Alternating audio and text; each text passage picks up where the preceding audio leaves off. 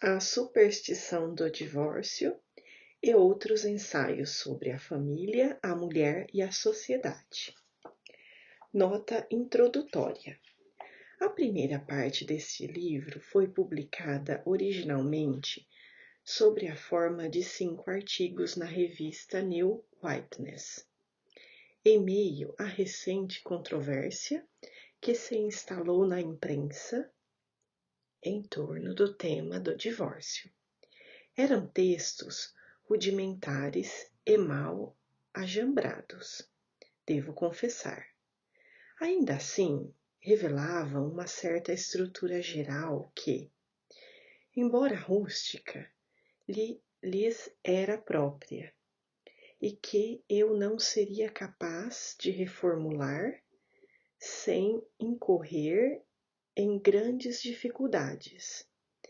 Mesmo que pudesse expandir o trabalho, decidi, portanto, reimprimir os artigos originais sem alterações, exceto por alguns comentários introdutórios.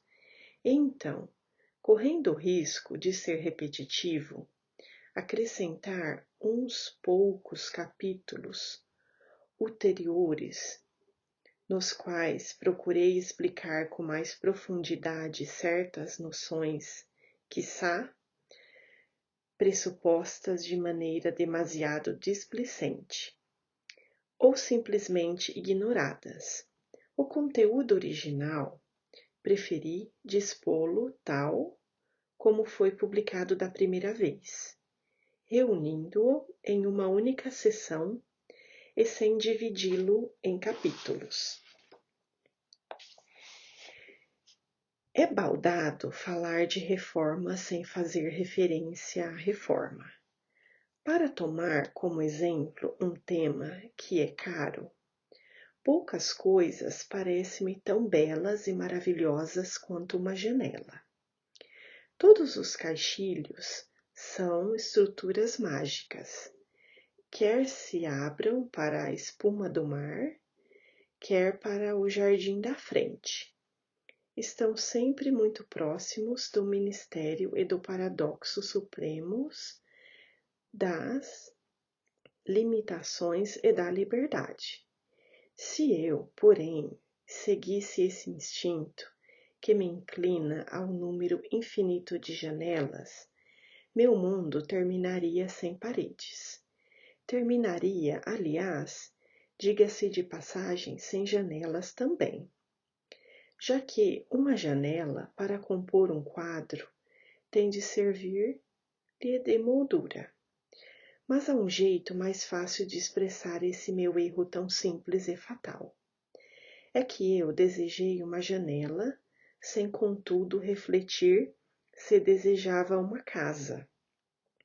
Ora, não são poucas as demandas que nos fazem hoje em dia em nome das luzes e da liberdade, e a janela é um símbolo que se lhes aplica muito bem. Sobretudo, se considerarmos que tantas dentre essas demandas dizem respeito à iluminação e à liberdade da casa, no sentido do lar. Pessoas de reconhecida imparcialidade aduzem não poucas considerações em defesa do divórcio. Bastante sensatas, por sinal, apresento-o como uma espécie de liberação doméstica. Mas na imprensa e no debate público em geral, quando se trata desse assunto, o que impera é aquele tipo de raciocínio invertido e aleatório, que nos remete ao problema das janelas sem paredes. Os autores desses raciocínios dizem que querem o divórcio, mas nunca perguntaram a si mesmos se querem o matrimônio. Até mesmo para alguém possa se divorciar, a submissão prévia às formalidades do casamento sempre foi considerado um requisito indispensável. Portanto, se não levarmos em consideração a natureza desse ato inicial, arriscamo-nos a entrar num debate a respeito do melhor tipo de penteado para os carecas, ou o modelo de óculos mais apropriado para os cegos. Divorciar-se é literalmente descasar-se, e não faz sentido desfazer algo que não sabemos se está feito. Quando se trata de trabalhar, em 9 de cada 10 vezes, não há também pior conselho que o de começar pelo que está mais à mão. Sobretudo, quando isso significa, como costuma ser o caso, livrar-se do obstáculo mais próximo. Esse tipo de conselho implica que os homens devam se comportar não como homens, mas como ratos, que sempre roem o que está mais perto deles. O homem, como o rato, destrói aquilo que não consegue compreender, simplesmente por deparar-se com uma coisa. Chama de obstáculo, ainda que se trate do pilar que sustenta todo o teto acima de sua cabeça. Em consequência disso, o obstáculo é que termina por removê-lo, junto com outras coisas, muito mais valiosas ainda. Esse oportunismo é talvez o que há de menos prático neste mundo, tão averso à prática. Fala-se de maneira vaga contra as críticas destrutivas, quando o problema desse tipo de crítica não está em ser destrutiva, mas em não ser crítica. É a destruição sem planejamento, é o desmontar uma máquina complexa, peça por peça, em qualquer ordem, sem sequer saber para que ela serve.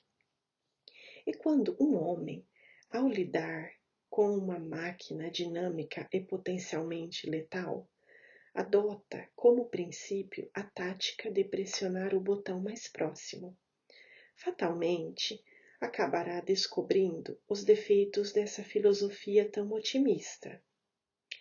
Deixando de lado, por ora, os muitos críticos sinceros e sérios do matrimônio moderno, o que se percebe é que incontáveis multidões de homens e mulheres que escrevem e falam sobre o matrimônio hoje em dia estão apenas mordiscando-o cegamente como um exército de camundongos. Quando esses reformadores propõem, por exemplo, que uma ausência de 3 anos justifique o divórcio, período esse, aliás, que era o padrão no serviço militar no início da última grande guerra que aconteceu à Europa. Seus leitores e partidários, na maior parte dos casos, são incapazes de prover qualquer justificativa lógica para que esse período seja de 3 anos em vez de 3 meses ou 3 minutos. São pessoas que fossem comprar um cachorro diriam: dê-me 90 centímetros de cachorro, por favor, sem se preocupar com o fato de que o vendedor talvez tivesse de cortar o pobre cão ao meio. Esse tipo de gente é incapaz de enxergar um cão como um ente dotado de unidade orgânica. Em outras palavras, não sabem onde fica a cabeça, onde ficam as patas. O que se pode dizer desses reformadores do matrimônio é que não conhecem patavina dessa instituição, não fazem ideia do que ela seja, ou do que deveria ser, ou do que seus defensores consideram que seja. Nunca olham para ela nem mesmo quando estão em seu interior. Limitam-se a trabalhar naquilo que está mais perto.